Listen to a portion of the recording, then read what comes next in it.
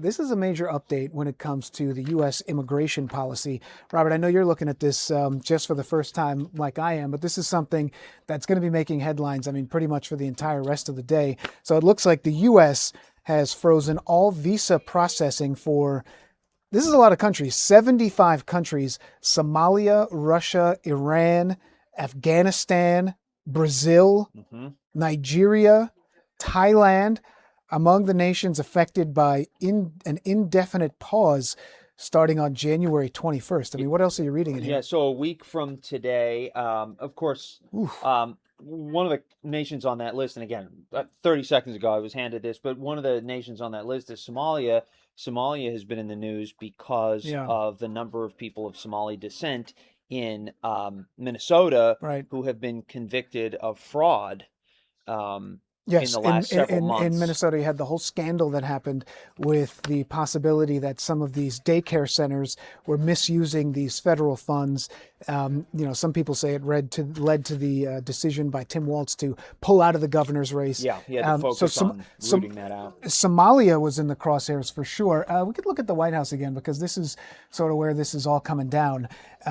And I'm pretty surprised to see Brazil on this list among the nations where visa processing is going to be frozen.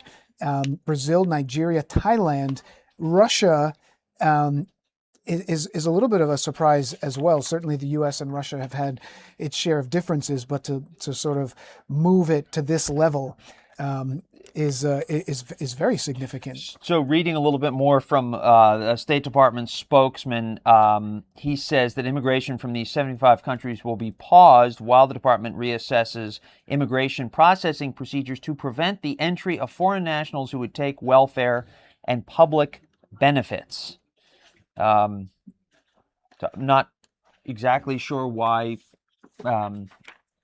they know for certain that people from these countries would be more likely to be public chargers, but I'm sure we'll hear that elucidated more later on today. Yeah, I mean, very significant. I mean, you can't sort of overstate what this means, and at least the public perception when you have these countries that are on this list. I mean, usually this is sort of reserved to a country that may be involved in some kind of international conflict, or a country where you're seeing some of these terroristic threats coming from. But I mean, when we talk about some of the nations on this list, it doesn't really seem like, and I really am referring again to Brazil on this list.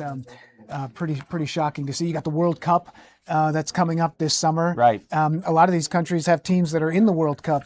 So what is that going to mean? The White House and the State Department, where it's coming from, is this some sort of punishment for public statements that were made elsewhere, and it's sort of